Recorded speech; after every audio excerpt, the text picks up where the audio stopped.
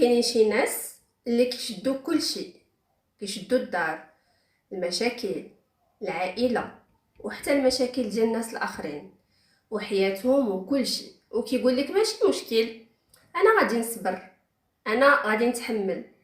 ولكن الحقيقه ان هاد الشيء راه ماشي، هاد السلوك هذا راه ماشي قوه، هذا راه حمل ثقيل.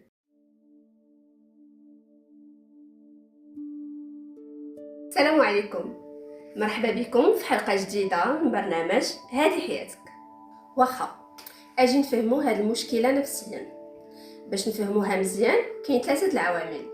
كاين الدور اللي كتلعب به من الصغر ديالك، كاين الخوف عميق اللي عندنا مخبي، وكاين الربط ما بين الحب والتضحيه. هاد 3 العوامل كتعطينا واحد الانسان اللي كيولي كيمثل المسؤوليه في عوض ما يعيش الحياه ديالو، كيولي مسؤول على كل شيء وماشي مسؤول على راسو. واخا اجي دابا نحلوها تحليل نفسي ويكون مبسط. نبداو بالعامل الاول. العامل الاول قلنا ان هذاك الطفل اللي تعلم المسؤوليه. الوغ علم النفس التطوري شنو كيقول لك انا الطفل اللي تعلم انه يحمي الاخرين قبل من راسو، كيسبق الاخرين على راسو، ولا مثلا كيسكت على شي حاجه باش ما يبرزتش عباد الله. كيكبر وهو كيبني الهويه ديالو على التضحيه. الوغ كتولي عنده الحدود مهمشه، كتولي القيمه ديالو مرتبطه قداش انه غادي يعاون، وكيولي ما كيعرفش يقول لا، الا قال لا غادي يحس بالذنب. داكوغ. دونك شنو كنسميو هادشي؟ الاعتماد المتبادل المرضي. هادشي كنسميو في البسيكولوجي. هاد المسؤوليه ديالو على الاخرين كتغطي على الاحتياجات ديالو وهو ما كيبقاش يبان من راسو. اوكي ندوزو للعامل الثاني. العامل الثاني شنو قلنا هو الخوف الداخلي. كيكون خوف داخلي كيحركك. داكوغ. فاش كيكون عندك حمل زائد غالبا شنو كيكون مبني على الخوف. خوف من الرفض، خوف من الانفصال، خوف من فقدان شي واحد كتبغيه. هاد المخاوف كامله كتخلي الشخص يبقى يعطي. علاش؟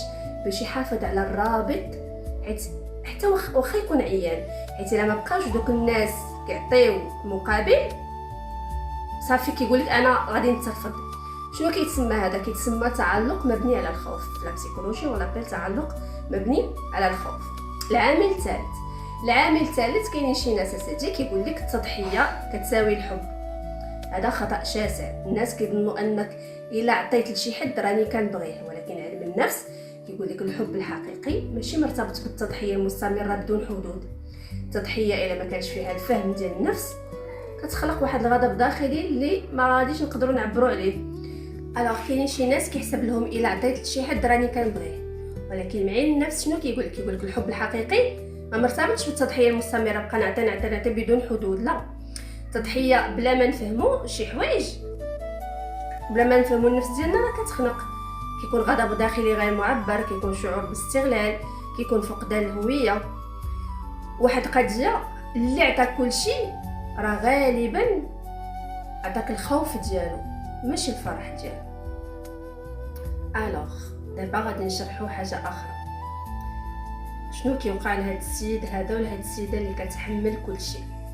الطاقه ديالو كتستنزف، الصحه النفسيه ديالو كتهرس، والعلاقات ديالو واخا كيكون غيتنصب على كل شيء كتولي مختله.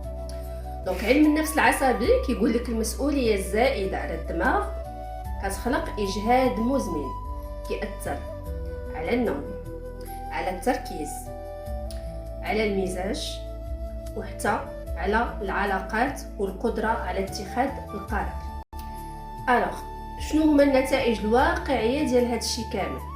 النتيجة ديال هذا السلوك كتخلي ان الانسان كيحس بعدم التقدير، كينفجر بعض المرات بالغضب، كيكتئب بلا ما يعرف اكتئاب خفي، كيفقد الهوية الحقيقية ديالو.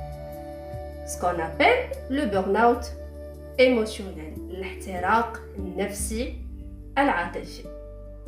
غتسولي لي راسك دابا، واش انا كنعاون حيت بغيت ولا غير حيت خايفه انني نفقد الناس؟ واش كنتحمل مسؤوليات حيت قاده عليهم ولا غير خايفه نبقى بوحدي؟ حيت الفرق كبير. فاش كتعطي بالاختيار ديالك كتكون حريه وكتكون قوه، ولكن فاش كتعطي باغ بير تيكون واحد العبء على كتافك وواحد الالم. التغيير الحقيقي امتى كيبدا فاش كنوعاو افكتيفمون بالمشاعر ديالنا. خاصنا نعرفوا المشاعر ديالنا حقيقيه، واش حب، واش خوف اتسيتيرا. وخاصنا نحدو بدون خوف، نعرفوا نقادوا الحدود ديالنا بلا ما نخافوا، ونتعلموا اننا نرفضوا ونقولوا لا بلا ما نحسوا بالذنب. هذا الشيء اللي كنسميوه في علم النفس الايجابي اعاده ربط القيمه الذاتيه باحتياجات النفس، ماشي بالاخرين، باش كومسا تحرر من ديك الحلقه المفرغه. الوغ الا ما وقفتيش اليوم غادي تبقاي تحملي كل شيء حتى يخوالك قلبك ودماغك وحياتك وتمشي لك الهويه ديالك. شحال غادا تبقاي صابره قبل ما تختاري راسك؟ الا كنتي انتريسي بهذا لو سوجي، واحد لاتوليي، واحد الورشه غادي تكون ان شاء الله لو سامدي بروشان. Si tu es intéressé, écris-moi في لو كومونتير ولا بار ميساج بريفي. مرحبا بكم في برنامج هذه حياتك، كل نهار الجمعة مع 9 ديال الليل على قناة هذه حياتك. تبقوا على خير.